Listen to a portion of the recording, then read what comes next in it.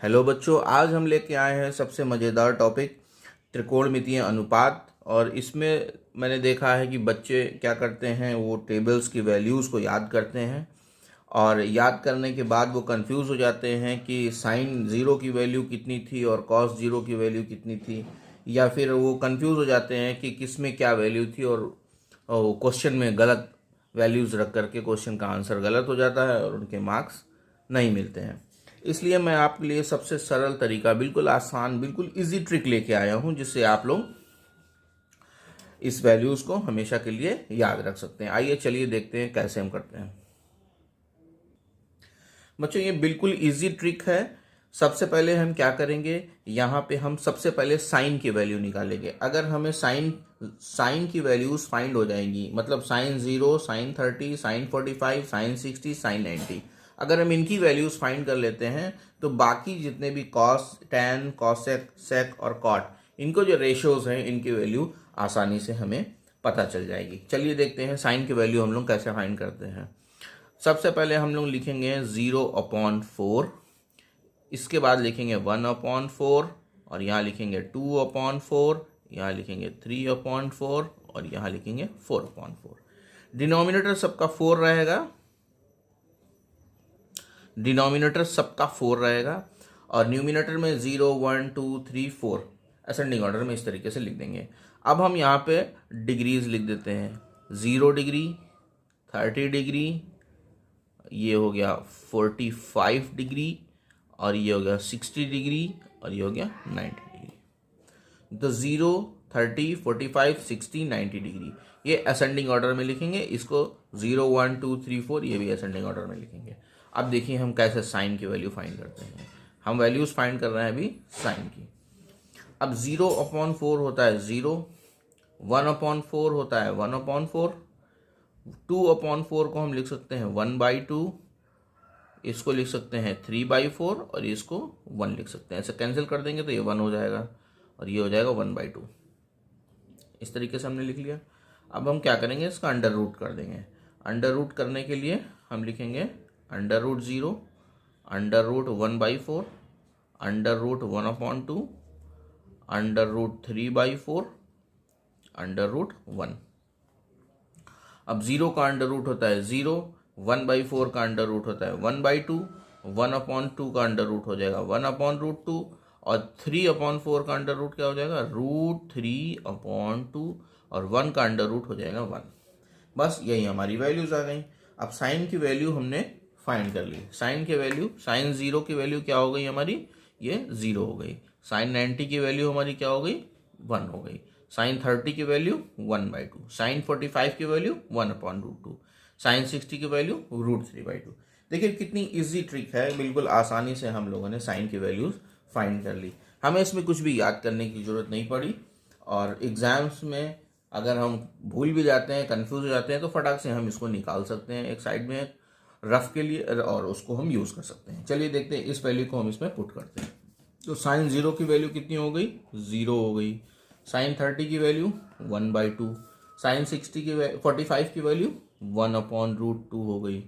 Sign 60 की value कितनी हो गई, √3/2 और साइन 90 की वैल्यू ये 1 हो गई।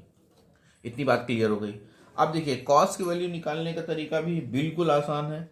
आपको इतनी कैलकुलेशन अब नहीं करनी है, बिल्कुल आसान तरीका है। अब हम क्या करेंगे, ये जो वैल्यूज लिखी हैं इनको हम यहाँ से लिख देंगे। ये डिसेंडिंग ऑर्डर में चलेंगे और इधर से असेंडिंग ऑर्डर में लिख देंगे। जैसे कि यहाँ पे लिख देंगे ये 1, ये वाला 1 यहाँ आ गया, √3/2 यहाँ आ गया, 1/√2 यहीं आ गया और 1/2 यहाँ आ गया और 0 उठ के यहाँ हो गया। मतलब 90 की वैल्यू यहाँ आ गई, 60 की यहाँ आ गई, 45 की यहाँ आ गई, फिर ये 1/2 यहाँ आ गया, 0 यहाँ आ गया। अब ये हो गई आपकी कॉस की वैल्यू। अब देखिए कितने आसानी तरीके से हमने इसको फाइंड कर लिया।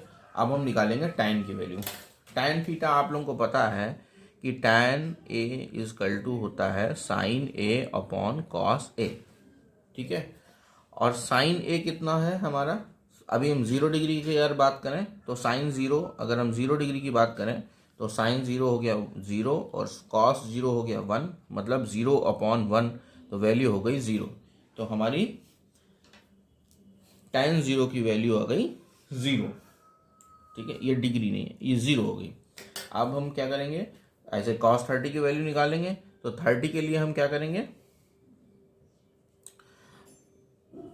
अब हम निकालेंगे cos 30, तो cos 30 के लिए हम tan 30 के लिए हम लोग क्या करेंगे, लिखेंगे sin 30 अपॉन cos 30। sin 30 कितना है, 1/2 है, और cos 30 कितना है, √3/2 है, ठीक है। ये डिनोमिनेटर इस न्यूमिनेटर के पास, ये न्यूमिनेटर इस डिनोमिनेटर के पास मल्टीप्लाई हो जाएगा। तो अब इसको लिखेंगे 1 इंटू ये नीचे वाला 2 यहाँ आ जाएगा, और ये 2 इंटू √3 हो गया, 2 2 कैंसिल आउट, 1/√3। तो ये हमारी sin 30 की वैल्यू आ गई 1/√3, ठीक है। अब देखते हैं हम लोग tan 45 की वैल्यू इसी तरीके से निकालेंगे। तो tan 45 डिग्री होता है sin 45 अपॉन cos 45। sin 45 हो गया 1/√2, cos 45 हो गया 1/√2, और ये कैंसिल हो गया, इज इक्वल टू 1 आ गया। तो हम यहाँ पे लिख देंगे 1। sin 60 और cos 60 से हम निकालेंगे tan 60 की वैल्यू। तो tan 60 डिग्री हो गया sin 60 अपॉन cos 60।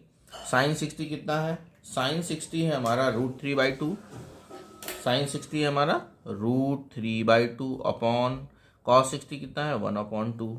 फिर मैंने बताया ये डिनोमिनेटर यहाँ जाएगा, ये न्यूमिनेटर यहाँ जाएगा इस डिनोमिनेटर के पास। चलिए, तो इसको हम इस तरीके से लिख सकते हैं, √3 इंटू ये 2 यहाँ आ गया, और ये 2 इंटू ये 1 इसके पास आया, 1 हो गया, 2 2 कैंसिल आउट, √3 बचा। तो ये हमारी वैल्यू आ गई tan 60 की। अब हम यहाँ लिख देंगे √3। देखिए कितना आसान तरीका है, एक दो बार आप लोग टेबल बनाएंगे, बिल्कुल आपको आसानी से पता चल जाएगा कि ये कैसे निकलता है। चलिए tan 90 डिग्री देख लेते हैं। तो tan 90 डिग्री हमारा क्या हो जाएगा,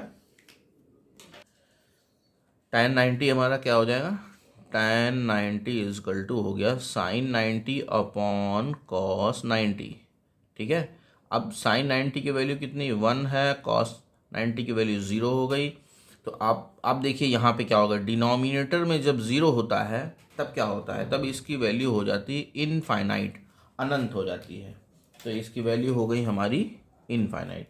और तरीका क्या है, देखिए ये चीज़ आप लोग जान लीजिए, जब किसी न्यूमिनेटर में कोई भी नंबर हो, डिनोमिनेटर में अगर 0 है तो वैल्यू हमेशा इनफाइनाइट या अनंत होगी। जैसे कि 1/0 इनफाइनाइट, 100/0 इनफाइनाइट। अगर ये 1000 डिनोमिनेटर में 0 है तब भी ये इनफाइनाइट ही होगा। किसी भी भिन्न में या फ्रिक्शन में अगर उसका डिनोमिनेटर 0 है तो उसका वैल्यू इनफाइनाइट या अनंत होगा, ठीक है। अब हमने साइन कॉस टैन की वैल्यू ज्ञात कर ली। अब हमें निकालनी है कॉसेक की वैल्यू। तो कॉसेक की वैल्यू आइए देखते हैं कैसे निकालेंगे। तो हमने पढ़ा है कि cosec A is equal to होता है 1/sin a, ठीक है, जस्ट उल्टा होता है। तो हम क्या करेंगे, इसको 1/sin a की वैल्यू, साइन जब हम 0 की बात करेंगे, cosec 0 is equal to 1/sin 0 हो गया। तो 1/sin 0 की वैल्यू क्या है, 0 है।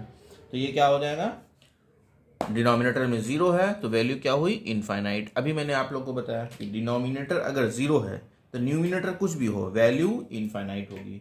तो ये वैल्यू हमारी इनफाइनाइट हो गई, ठीक है। अब हम इसी तरीके से कॉसेक 30 निकालेंगे। Cosec 30 degree equal to 1/sin 30, मतलब अब हम लिखेंगे 1/, अब sin 30 की वैल्यू 1/2 है, यहाँ रख देंगे 1/2।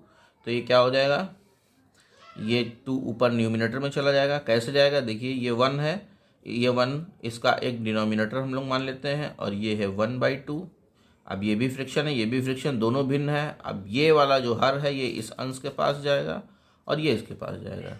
तो 1 × 2 हो गया और नीचे 1 × 1, मतलब क्या हो गया, ये हो गया 2, ठीक है।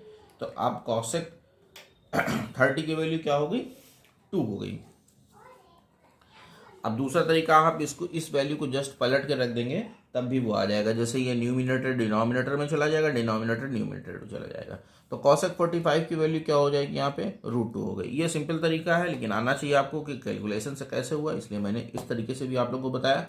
अब देखिए cosec 60 की वैल्यू क्या हो जाएगा 2/√3 हो जाएगी, और ये वैल्यू हो गई 2/√3, इसका उल्टा। और tan 90 की वैल्यू 1 ही रहेगी, cosec 90 की वैल्यू 1 हो गई। ठीक है, अब हम sec के बारे में बात करेंगे। इसी तरीके से sec है तो cos की वैल्यू sec इजकल टू क्या होता है, sec a equal to 1/cos a होता है। मतलब cos की अगर हम वैल्यूज को पलट देंगे तो हमारा sec की वैल्यू आ जाएगी। तो cos 0 क्या हो जाएगा हमारा 1 है, तो sec क्या हो जाएगा ये 1 हो जाएगा, 1 का उल्टा 1 ही होता है। इसी तरीके से sec 30 हमारा क्या हो जाएगा, यहाँ पे cos 30 √3/2 है तो क्या हो जाएगा 2/√3 हो गया। अच्छा, cos 45 की वैल्यू 1/√2 है तो ये क्या हो जाएगी √2 हो जाएगी। और ये cos 60 की वैल्यू क्या है 1/2 है तो ये क्या हो जाएगा 2 हो जाएगा। और ये 0 है तो 1/0 जब लिखेंगे तो इनफाइनाइट हो जाएगा। इतनी चीज़ आप लोगों को क्लियर हो गई होगी। अब देखते हैं cot की वैल्यू कैसी आएगी। तो cot थीटा हम लोग ने पढ़ा हुआ है कि cot a इजकल टू होता है 1/tan a। इतनी बात आप लोग जानना है, तो बस क्या करना है इसकी वैल्यूज को पलट देना है। तो ये tan 0 की वैल्यू क्या है 0, तो हम जब उल्टा करेंगे तो हो जाएगा 1/0, मतलब क्या हो जाएगा ये हो जाएगा इनफाइनाइट, क्योंकि डिनोमिनेटर में 0 आएगा तो ये हो गया इनफाइनाइट। और ये 1/√3 है तो ये इसका उल्टा हो जाएगा √3, और ये 45 तो ये 1 हो जाएगा क्योंकि 1/1 ही होता है। और ये हो जाएगा 1√3 है तो ये हो जाएगा 1/√3, और ये इनफाइनाइट है तो इनफाइनाइट का हो जाएगा हमारा 0। इनफाइनाइट को हम क्या लिख सकते हैं, इसको ऐसे समझेंगे, इनफाइनाइट को हम लोग क्या लिख सकते हैं 1/0।